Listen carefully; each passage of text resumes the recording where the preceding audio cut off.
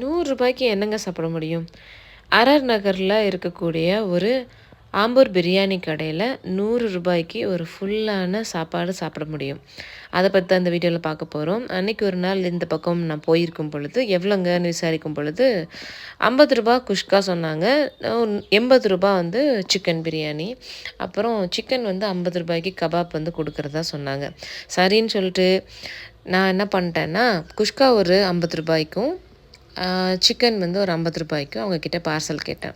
அங்கேயே உட்காந்து சாப்பிடணுன்னா ₹40 தாங்க அந்த குஷ்கா.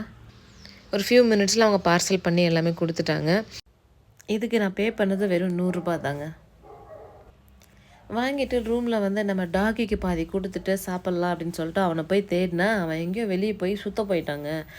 அதுக்கப்புறம் சரி நம்ம சாப்பிட்ருவோம். அதுக்கப்புறம் அவனுக்கு கொண்டு போய் சாப்பாடு குடுத்துக்கலாம் அப்படின்னு சொல்லிட்டு, நான் சாப்பாடு எடுத்து சாப்பிட ஆரம்பிச்சிட்டேன். நல்ல ஃப்ளேவர்